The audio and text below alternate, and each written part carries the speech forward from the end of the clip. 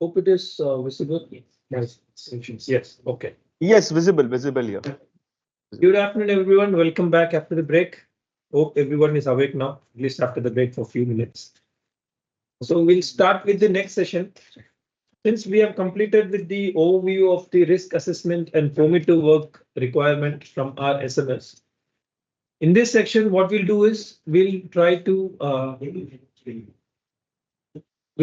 go a step further into these systems and look where most of the times the procedure is missed out, overlooked, or the common queries that usually get from the ships, and some best practices as well shared by us seafarers and shore staff as well.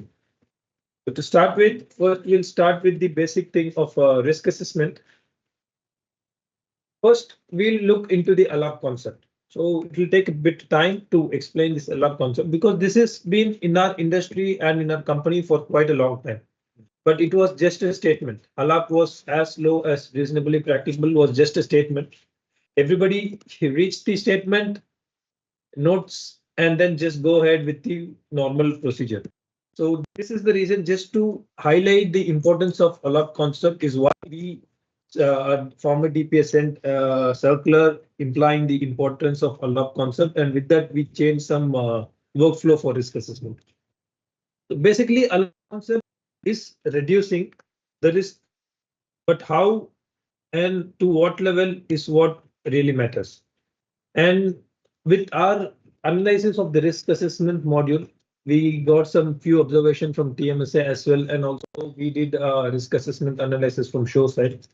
What we observed is most of the time the risk level, this matrix, this most of you would be very aware of this matrix. This is in the SMS, and also this is available in the risk assessment connect module. Whenever you open the thing risk assessment to select the risk level, this window is popped up. So what happens is we are accustomed to choose the risk as per the color. So anybody making any risk assessment, they just open, they just, okay, I think this is medium, I'll select yellow, we'll go green, light green. So this is how we've been selecting. So instead of color, we'll have to look into the numbers. This takes a little more effort and time, but this is for the first time risk assessment. The following times we'll just have to review it. So this will go more and we'll look into it. There are two more tables, consequence tables and probability table. So these are the tables which actually lead us to the risk table. So whatever hazard we are facing, so we'll have to check the consequences and probability. And as per the number of each thing, we'll have to go down there and assign risk level. So with the alarm concept, first thing we introduced was previously medium risk has to be escalated to office for approval. But with the introduction of, or I would rather say highlighting of the ALAP concept last year, we changed the workflow of risk assessment and we authorized the master to approve all the risk assessment in medium risk level outcome. If the risk level final outcome is medium, master can approve and go ahead with the task on board unless it is otherwise required to be escalated to office. So this one was the change. The main reason for is we'll just look into this consequence table and probability table. So if you see, sometimes certain risk that hazard that poses is the consequences will be very extreme, even though the probability is very less. Say some hazard which comes says in the safety, it comes as catastrophic, even though it is extremely remote, which is catastrophic and extremely remote. The lowest can be medium. We cannot reduce the risk lower than medium. Say, for example, working aloft. A person working at a very height, not just 2 meters, we're talking about a high masthead or somebody performing painting jobs or maintenance job in the front of accommodation in the bosun chair or something. So if you see the safety, the consequence is catastrophic because permanent total disability or fatality. So if they fall down, this is the consequences. So it is catastrophic consequences.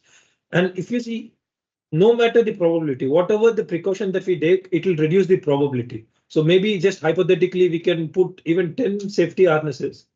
Maybe we'll bring down the probability to extremely remote. Extremely remote is less than 1% chance in a lifetime. Say a company has 5,000 ships, that company will experience this accident only once in 20 years for a 5,000 ships. So remote, but still, just hypothetically, even if all the 10 safety harnesses parts away, if he falls, the consequences is going to be catastrophic. So in this case, no matter the countermeasure that we place in, the final risk cannot be less than medium. So this is the main concept that has to be understood. So in these cases, do not hesitate to put medium in. Similarly, if you encounter any hazard which the risk will be high or very high, do not hesitate as noting it as very high. Do not worry about escalating to office. Do not worry about the job not being performed because of very high risk level. But always try to. Oh,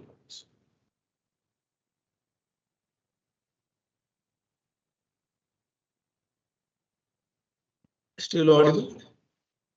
Yes.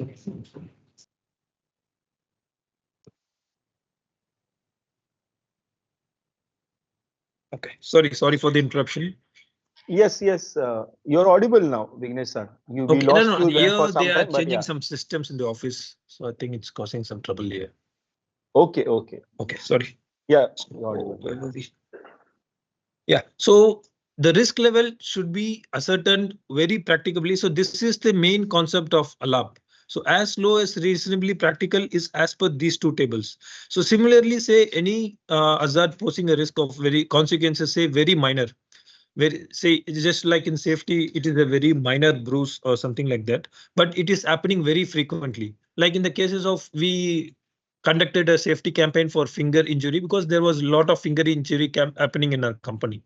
So even if you suspect the outcome to be a very minor brace, which probably doesn't do much anything to that person, but since the probability is very frequent or probable, if you go into that table, even for minor consequences, if it is frequent or probable, the risk level is medium. So it cannot be less than medium, even if it is a minor consequence.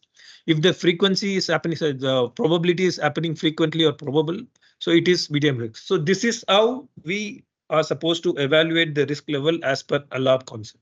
So we'll have to make use of these two tables, which is a little bit of extra effort needed from the person doing the risk assessment or the team performing the risk assessment. But this is the first time when new job is done. So from the next time we'll be reviewing, so not much of an effort.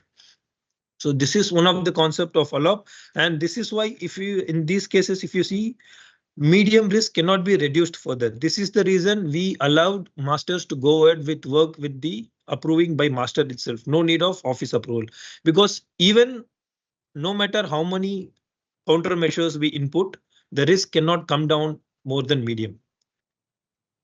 And next one is the probability. If you see, the frequency is given as per the company and as per individuals. But practically speaking, it is very difficult for any person or even an organization to track this and give an exact count of probability. Say if it is been taken as an individual, maybe some person have not experienced any accident at all in their entire sea career. Somebody have faced more accidents or at least seen happening in their ships. So the probability will change as per person. And even for the company, so it says that likely occur to every 6 months in a fleet of 10 ships. So we can have a database and keep sharing with the people. But even for a seafarer who have been with our company for a very long time, it's practically impossible to remember everything while making a risk assessment. So this is the reason why risk assessment is not a single person's task. It is a group. So whenever risk assessment is made, all the people involved in the task are to be involved in that. And also do not hesitate to escalate the risk assessment to office, regardless of the risk level. Even if some task, if you think it is low or medium, but you think you need more experience, more assessment, or more people to assess the situation, you can escalate it to office. So as I said, probability is might depend upon slightly different differ between persons. So the more the persons involved, the more brains that we have got and more experience that is involved in making the risk outcome. So never hesitate to escalate to office, and also never underestimate the risk. It's okay to overestimate, and that is why we have a group of team to assist in board and also in the office, so that we can rightly assess and reduce it as per the ALAP concept. And also, once the risk is been decided, either it is medium, low or high, always try to select the appropriate tile, because this one is shown, and we have a tendency that if it is medium, we just select anything in yellow color. So we should know that each tile is different. As we discussed earlier, the tile in the top is something minor accident happening frequently, but in the bottom is very catastrophic happening very rarely. So each tile is different just by the color or medium high, just by the severity. We are not supposed to select anything, especially becoming digital.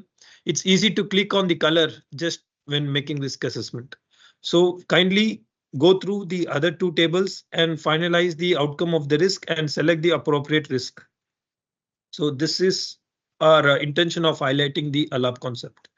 So next one is small best practices, which we have already shared in the Crochet and all the publications.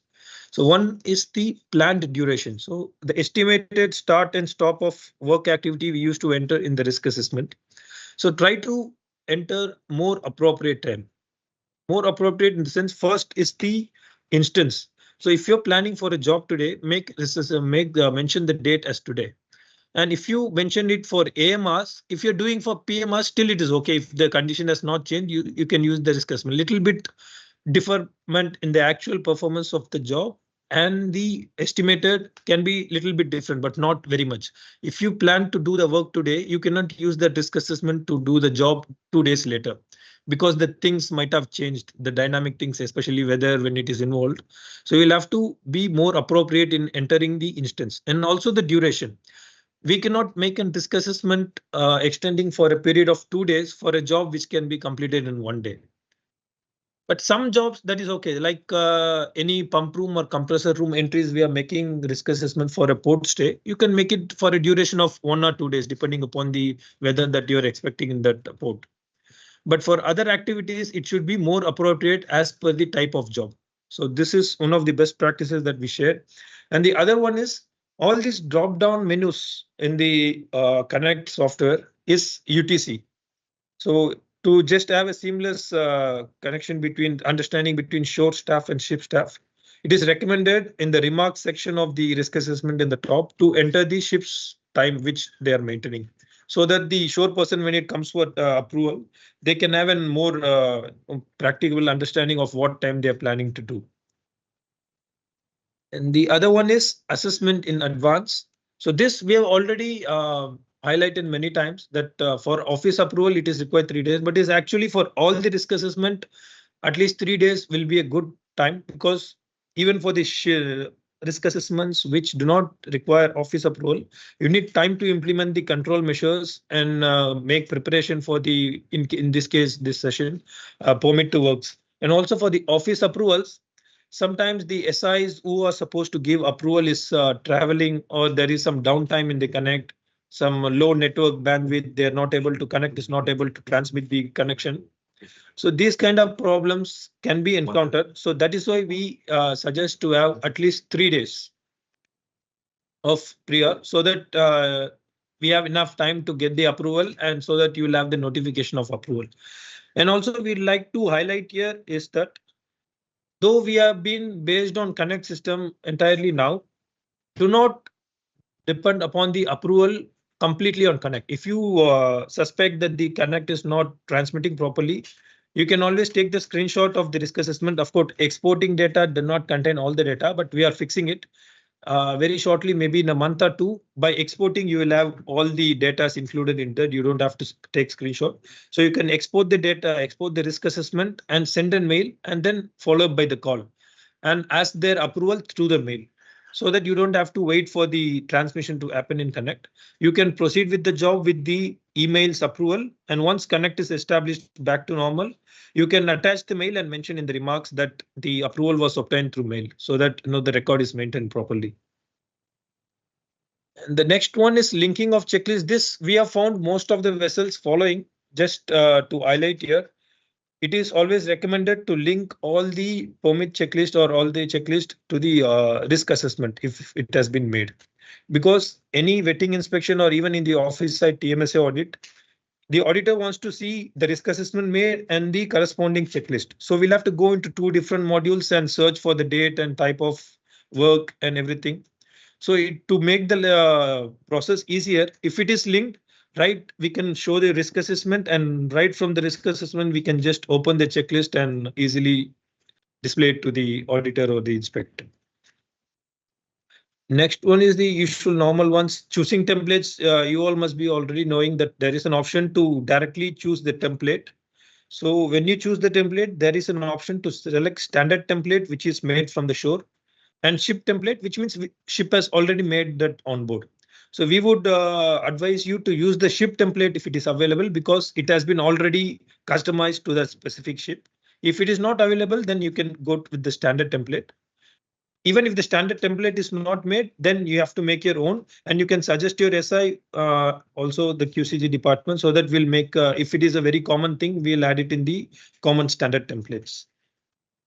And exceptions, there is an option in the risk assessment to select exceptions. So whenever you select that, it will come to office for approval. So these exceptions, presently we have kept 15 in the list. We have got some requests to add more, but we have not added it because when the list becomes big, it will be really causing a confusion to select. So, but in case you feel anything has to be added to this list, you can always share it us with the feedback response module. So if it is very common and it can be considered, we'll definitely add it into the list. And next is this SIMOPS. So SIMOPS is simultaneous operations. So now with the analysis, we found that most of the vessels are making risk assessment for SIMOPS. As in the risk assessment module we analyzed, most of the vessels are making. To just have a much better understanding, kindly go through KLQSMS C12 Appendix A. So this gives a list of SIMOPS which require RA, which do not require RA, which require office approval, which is not permitted at all to be conducted. All this list is given there. So as per that, you can prepare an RA, and whenever office approval is required, you can select the exception of SIMOPS. And also one thing to note is that in the risk assessment, there is a section called simultaneous operation. Sometimes what happens is you're making a SIMOPS for two operations, which by themselves do not require any risk assessment. Then it is okay. But say two permit to work, say you're doing a hot work inside an enclosed space. So this is a simultaneous operation, and each operation by themselves require a separate risk assessment. So actually we'll have to make three risk assessments, one for the enclosed space, one for the hot work, and one for the simultaneous operation. And when you're making for the simultaneous operation, just to easy reference, you can add the link of the other two for the enclosed space and hot work in this section, so that whenever anybody is going through the simultaneous operation risk assessment, they can directly know which all operations are been involved in this. So this is the option given in the risk assessment. Since now with the SIRE 2.0 implementation, vessels have started implementing the SIMOPS more diligently. We can start using this option feature in the Connect. Next is the content of array, and yes, also we had some feedback in the chat to add some standard templates and this thing, to add commonly used items as a standard template from the office side. We have started reviewing all the standard templates, and maybe it will take few months to completely review all the standard templates, and we'll be publishing a new set of standard templates and a reduced revised version of risk assessment with less options to select for making it easy to use the risk assessment module. So this will start from shore, and also we request all the seafarers to consider this thing using quality over quantity. This is something which we introduced in safety near miss by reducing the KPI for safety near miss, because we are relying more on quality than quantity. Similarly, for risk assessment, the number of points that you make or how big the risk assessment is does not mean anything actually about the quality of the risk assessment, because we found certain risk assessment to have around 30 to 40 activities, which is actually practically impossible to implement. And also if somebody is reviewing it for a later stage, it is almost impossible to check and implement all those 40 or 50 tasks together. So ponder more upon quality than quantity, and we assure that even from the shore side, we will be giving you a better standard template, because we understand even the standard templates sometimes are not following this rule. So we'll be reviewing and giving you a new set of standard templates, and we'll start a new practice in risk assessment, which will be concentrating on quality over quantity. Okay, so this is also just industry practice from ISGOT. It has been taken. So whenever the risk has been considered, so if you see there is the initial risk and final risk. So even this one, from the analysis, we found that most of the vessel are not inputting initial risk. And this is also was initially this was a instruction from the office side not to put the initial risk, directly select final risk. But this has been identified as a wrong practice. So we will be changing the procedure, and we would request all the vessels to start using this initial risk as well. So initial risk will be something after the present barrier. So whenever you're going to do a work, the existing barrier will be the procedure already established in our SMS and the permit to check the checklist that we have. So implementing all those things, the risk that is coming out of the thing is the initial risk. So if this is not acceptable, or if you want to reduce it more, and you are introducing some additional control measure which is not already in place in the SMS, then the output risk might change or might not change, depend upon the consequence and probability table. So basically speaking, there should be initial risk and final risk, especially when there is an additional countermeasure taking place. So this, even in the standard templates, it's not been followed exactly. Some standard template do not have this, both the risk. So even this will be introducing as a new procedure, and we'll start over newly. And whenever we are implementing controls to reduce the hazards, so this is the hierarchy how we are supposed to do it. So in the industry, with some researchers, they have found out that this is the hierarchy and this is the most effective control measures. So whenever you're trying to put various control measures, try to concentrate more on the ones in the top than in the bottom. So whenever you're putting a control measure, it would be the best to have the control measure eliminate the hazard altogether. If that is not possible, we may substitute it with an other hazard. Similarly, coming down, we can introduce some engineering controls or administrative controls, and last will be the PP. Though PP is the most important safety barrier, looking at from the working culture for the personal safety, but looking at the aspect of risk assessment and risk control, PPE will be the last one and elimination will be the first one. So this is just for you to refer. So if any control measure has been implemented, it should be in this hierarchy of controls. Okay. So that is all with the risk assessment practices. So the next will be the smart checklist best practices. The first one is switching the user. This also we found that most of the ships are now very easily following up. There is no issues found with this. Just to want to highlight that person, whenever they're using, they'll have to supposed to change the user login to their account. But whenever for the permit to work, the person involved signing, the person entering or person involved actually performing the hot work, there is a section 2 for them to sign acknowledgement. Those person need not sign in. They can just use the authorized person or responsible person's ID to sign. Only authorized person and responsible person need to switch the login ID to sign, to give their verification. Next is closing out. Preparation, implementation, and closeout. All three are very important, because most of the time we found closeout has been ignored. Closing out time is not matching with the actual closeout. There is a delay between the completion of work and closing out of the work, which doesn't mean just the checklist was later filled. As per the audit purposes and inspection purposes, it denotes that the actual closeout was also delayed, which is a safety bypass. Because anything has been changed for the entry, like especially in cases of enclosed space entry, things have been opened up, manuals have been opened up. Once the entry has been made, the job has been completed, closeout process has to be initiated immediately. We'll have to make sure all the persons are out and then start boxing back and closing out the entrances. So closing out is also as important as implementation and preparation. And next is syncing and resetting. This is not actually pertaining to the permit to work. This is more to the application software side. So whenever you complete a checklist, kindly sync it with the main server so that it goes into the backup system.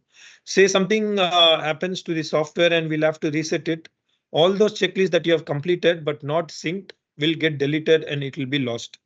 So to avoid that, whenever you complete a checklist, kindly sync it to the server so that it will go into the database and backup database as well. And for the resetting, we have received a lot of feedback that the Surface Tablet app tends to get slow over time.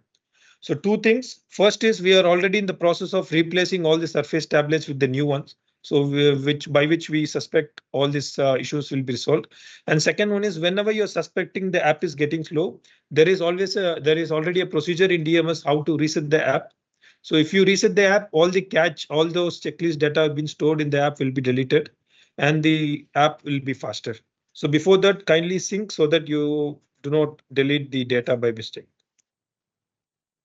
Next one is the sequential filling. This is very important, especially in permit to work system, because we'll have to go do the things in a sequential manner, especially when each point is interconnected with the other points.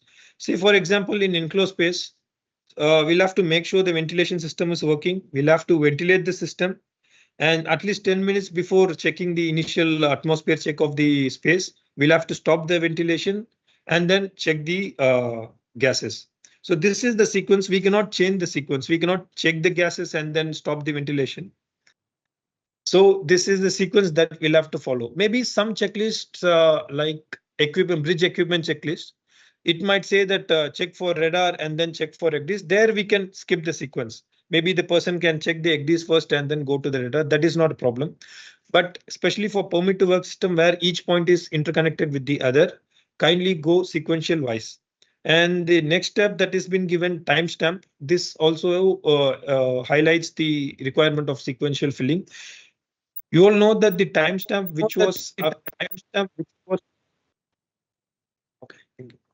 timestamp which was enabled before only for the shore people now has been also enabled for the ship people. So this is the example of timestamp. So whenever anybody answers any question in any checklist, this timestamp will be marked.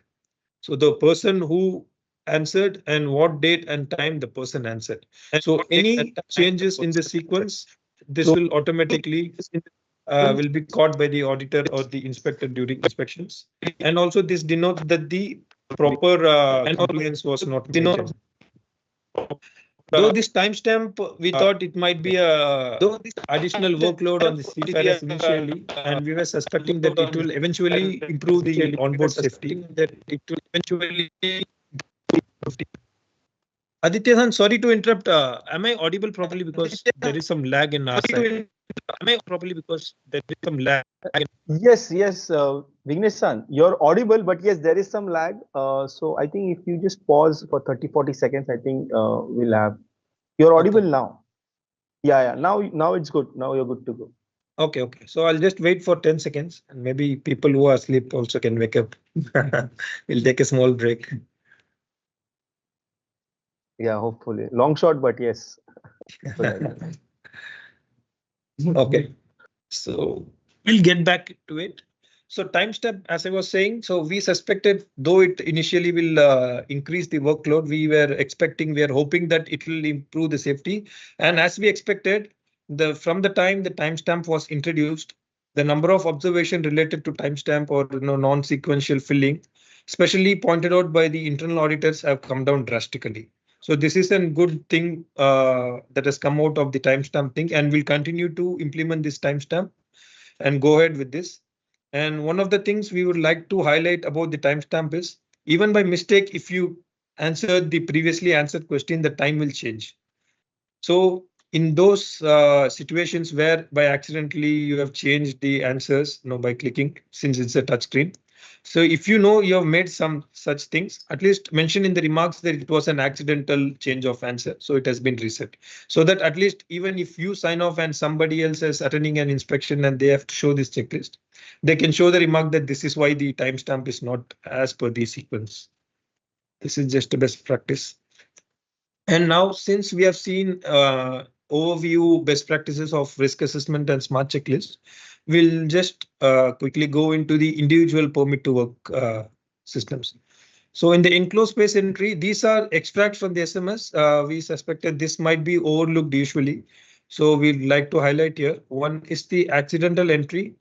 So at all costs, we do not want an accidental entry into an enclosed space. This could happen when person is not familiar that it's an enclosed space, or a person is falsely under the impression that the permit has been issued, or he is just complacency leads to a person entering a space. So to prevent that, proper identification that the list has to be made, the list of enclosed spaces. Identification has to be made at the entrance of enclosed spaces. The poster that has been given in our SMS has to be put. When any new person joins the ship, familiarization has to be done, and proper implementation of the procedures and issuance of the permit has to be made. Without permit, no entry has to be made at any circumstances. And also before entry, the familiar briefing has to be made, and the spaces has to be isolated and highlighted. So these are the precautions that has to be taken for preventing accidental entry. And next one is, as already mentioned, briefing is a very important thing. So any planning any such enclosed space entries, this is also applicable for the other permit to work systems. Interdepartmental communication is very important, management level, and also in the toolbox meeting kindly include this discussion, and also the entry team and all the person involved before the job, they'll have to be briefed about these things.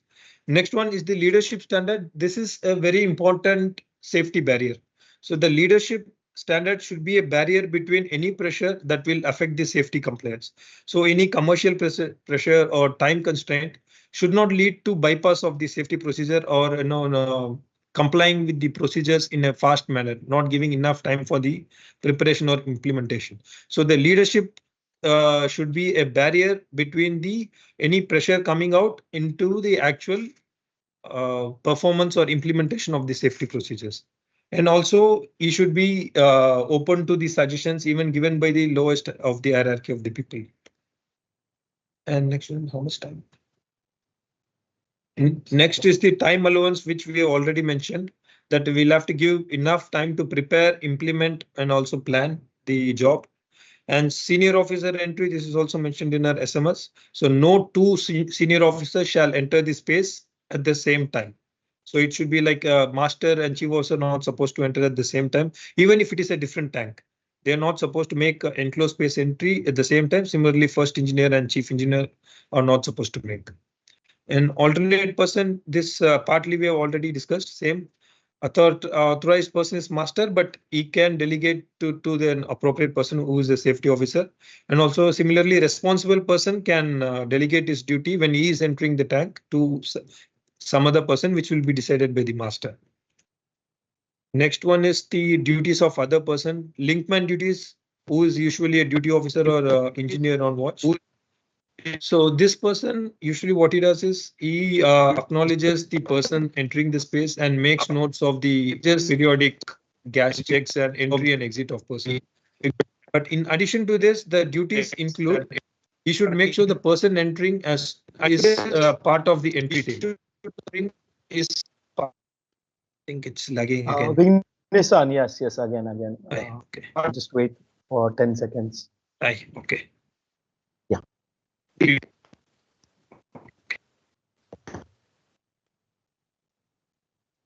think now it's been cleared. Yeah, I'll share it again. Okay. So the linkman duties also includes that you should make sure the person entering is a part of entry team, not anybody. Even if the permit is given, all the procedure has been complied with, doesn't mean anybody can enter. The person entering should be a part of entry team, and he should have made his acknowledgement in the checklist as a part of entry team. And similarly, attendant duties, it is a common misconception that he can be involved in the works around the entrance of the enclosed space, but it is not the case. Whenever the attendant is posted at the entrance of enclosed space, he is supposed to carry out only the duties of attendant duties. No other duties has to be delegated and involved by him.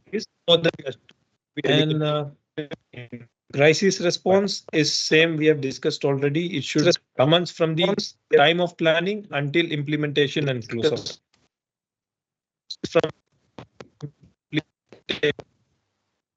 I think we'll take a 10-second break. I think we'll take lagging off. Second break.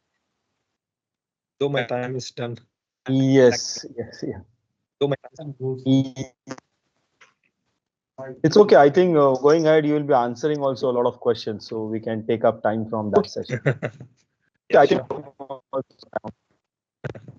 Yeah. Speaker. Pull up. Volume. Because no external volume. It's set up. Switch off. Screen off. Switch off. Switch off. Now. I think now it's not lagging. yes, it's now. Yeah. It's Okay. working well. Yeah. So I'll share again. Okay, we'll resume. Sorry for the interruptions. And the other things that we'll have to note is the simultaneous entries. So there are three things that has to be noted.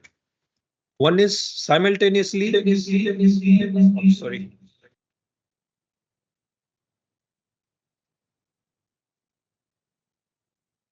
We'll finish it and then. Sorry for the interruption. Plug that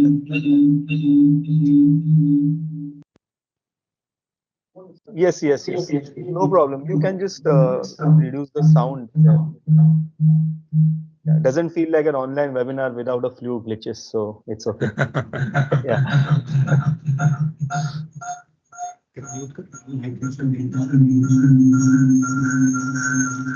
Maybe we can delete it. Okay. Okay. I hope everybody is awake. Yes, Everybody will Vigneshwaran, be awake, hoping the seminar with the amount webinar of is questions coming completed. in, But surely sadly, nobody's we'll have to no one's continue. sleeping, yeah. So as I was saying, there are three things we'll have to note, a special type of conditions. One is simultaneously entering with separate permits. So simultaneously there can be made multiple permits at the same time for entering multiple enclosed space at the same time. So but for this, responsible person has to make sure that they have enough personnel to make all those entries, and also at the same time enough personnel to attend to the crisis in case happens in all the tanks at the same time. And also the emergency equipments for rescue and everything is available in adequate amount so that the crisis can be attended in all the spaces. This is the first one. And second one is simultaneous entry with single permit.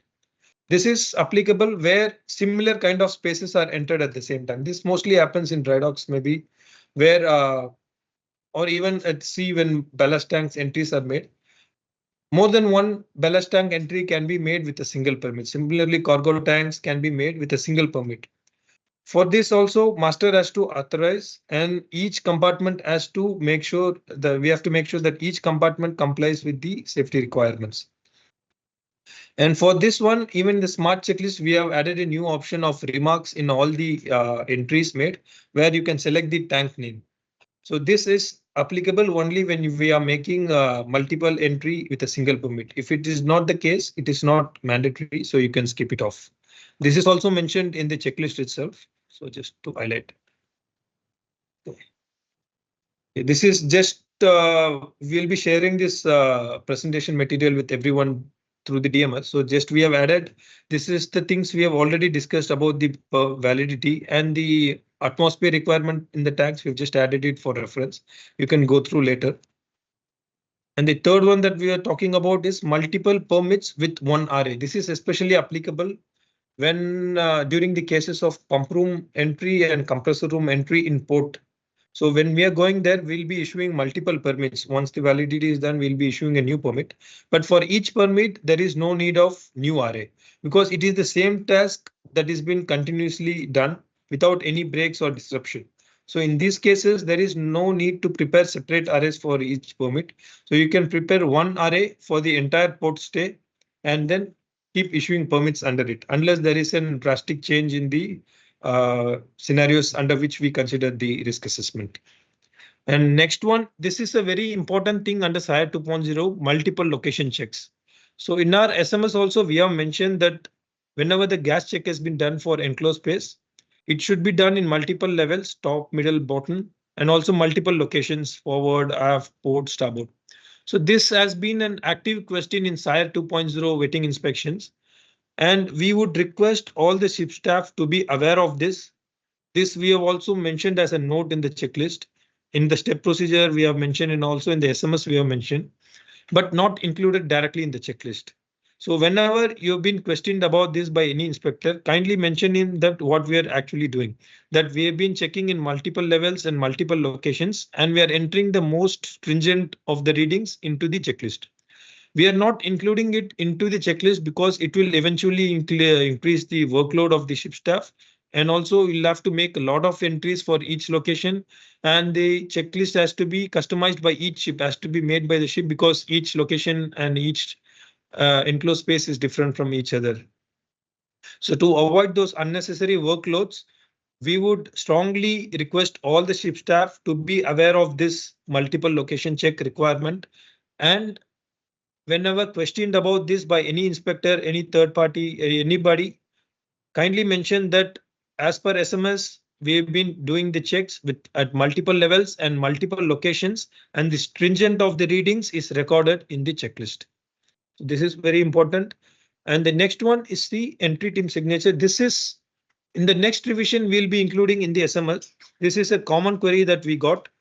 What happens is, as per SMS, entry team is supposed to sign the checklist before master approves it.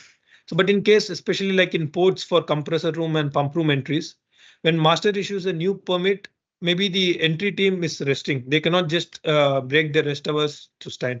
So in that cases, what is to be done is, whenever those person come on watch, when they come, they have to go through the checklist, make sure everything is okay, they are in agreement with the checklist, and then they sign before they go on the watch, so that during the watch time they can be a part of the entry team and then they can enter the spaces. So this is with the enclosed space. I think with the interest of time, we'll rush up fast. Next one is the artwork. So artwork, everybody knows there is two spaces, designated and non-designated. Designated is the engine room workshop. This does not require formal risk assessment and also permit to work. It doesn't mean that we can do the hot work at our will and fancies. So there is a step procedure which has been defined in our SMS to carry out hot work in engine room workshop. Many precautions, like responsible person has to do the informal risk assessment, standby of watchman and standby of extinguisher, putting the curtains, and all those things are there. So we just have to make sure that workshop doesn't mean we can just go ahead with the hot work. We'll have to follow the step procedures. And non-designated spaces, I would not we would not go deep into the definitions. Which I'd like to just highlight that dangerous compartment is the most stringent one. Next comes the hazardous one. Next comes the machinery space, and the least stringent one is the gas safe area. So this is very clear for everyone. The thing to note is, any less stringent space at any time can become more stringent anytime in the space as per the construction of the vessel. So machinery space doesn't mean all through the machinery space the same procedure will apply. Any part of machinery space within 500 mm of the dangerous compartment should be considered as dangerous compartment, and a more stringent procedure of dangerous compartment has to be followed. So similarly for hazardous area, and same for gas safe area, in the SMS it has been straightly given poop deck area and accommodation area are gas safe area, but this is not straight away. Each ship has to identify it as per the ship's plan, make sure that any part of gas safe area falling in any other criteria should be exempted from the gas safe area. So this is the thing. And prohibition, everybody must be aware that even when complying, when the vessel is alongside or taking bunkers, desloping, all these operations, when they are happening, in these occasions, hot work is completely prohibited, no matter what. And some best practices when creating risk assessment for hot work, there will be a toggle named hot work outside engine room workshop. Kindly enable this toggle so that it will give 3 new features in the risk assessment. Not new actually. This has been there already, but will be enabled only when you select this feature toggle. That we'll select in the following slides. Next one is the attachment. So we request all the ships to provide as much as much details as possible during the first submission of RA. All the work plan, diagrams, all the precautions, whatever plan that you are being doing, kindly share it so that the show staff do not have to reassign to ask for all those things. They can approve at the first shot. So these are the additional features that I was talking about. Once you enable this toggle hot work outside, so you will get something called strict adherence. this is the validity given by the office. Regardless of your estimation, the permit that you're going to issue should be within this office approved validity. So this has to be monitored. And second feature that comes is periodic update, which there is only one entry is mandatory. So we find all the vessels making only one entry. That is the completion of job. But this is for the periodic. So when you start the job, you can mention it in here, and also in between updates, you can give it in here. And this being a connect, it takes at least 20 to 30 minutes for the data to get transmitted to shore.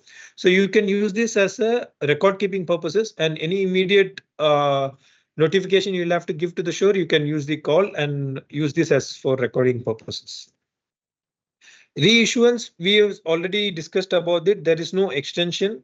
Whenever you want to extend, even beyond the office approved strict adherence time, we'll have to go through the entire process, create new risk assessment, get new approval, issue new permit. So this is the process. And next one is elimination versus reporting.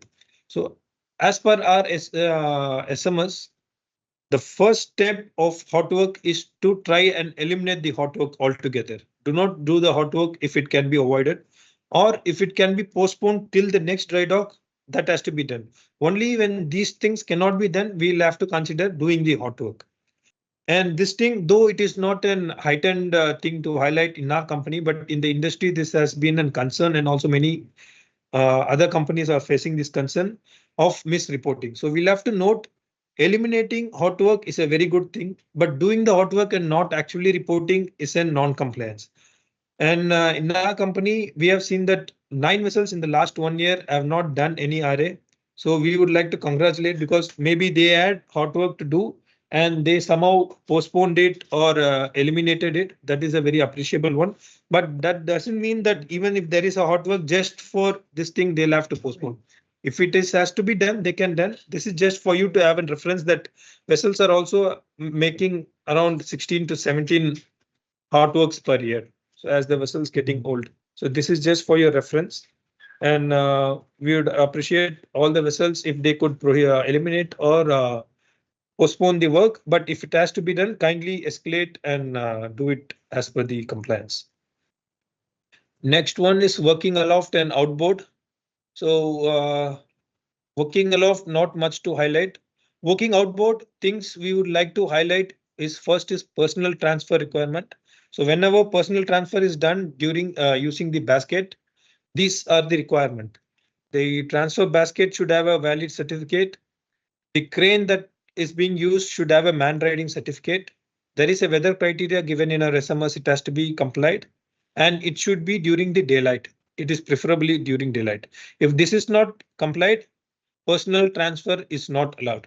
And there are a lot of queries that there is a requirement of personal transfer, but most of the ships do not have this man riding certificate for the crane. So in those cases, it is clearly mentioned in our SMS, and our office is also supports all those vessels. Whenever such needs arises, you can coordinate with your SIs to arrange a boat well in advance, especially when you're required for gauging or something like that for the initial and final stages of bunkering or STS operation.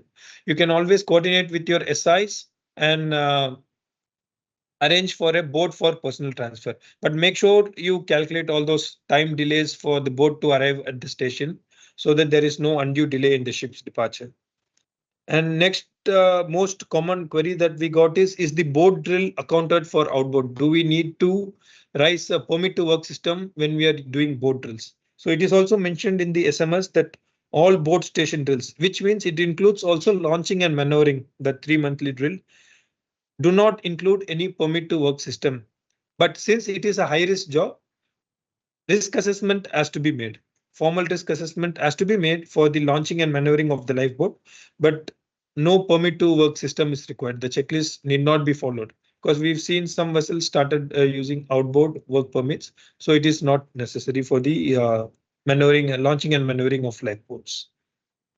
Next is the electrical works, and this is also from the SMS. Just to highlight, precautions is high voltage precautions has to be taken, permit to work has to be followed. The main thing to note, even when there is a power failure, unless it is isolated and proven to be dead, it should be considered as a live, especially in the high voltage scenarios. And next is the insulation mat. Each switchboard should have insulation mat as per their voltage. High voltage should have more than 1000 and other switchboard as per their voltage rating. But minimum, it cannot be minimum less than this standard. So this is the minimum standard, IED standard that is being given by our company. So even if the voltage requirement requires a standard of less than this, we are supposed to go with the minimum standard of this one. And this is just to highlight that everybody will already know that we have a separate permit to work for high voltage and low voltage, so you can use it accordingly. Sorry if I'm rushing, so for the interest of time. So next is critical equipment. Critical equipment maintenance. We have already mentioned that certain critical equipment require permit to work, certain like minor things do not require. So whenever you are in doubt, you can refer to this KLQSMS I05 Appendix P. This gives you a list of all the critical equipments and the maintenance that has to be done. And it gives you these things, which all tasks require risk assessment, which is required office approval and all those things. So and anyhow, even if you are making an exception, you'll have to communicate with the TSI to finalize the decision. And next one is PMS self-explanatory. Safety critical equipment maintenance. If it is getting postponed, it requires a formal RA to be maintained. But this is taken care automatically by the PMS. Whenever you defer a job, it will ask for a risk assessment to be made. And underwater, it has to be done always in the daylight hours. This is just to highlight. And that is all. Thank you. Thank you all for your attention. I know it has been a very long session.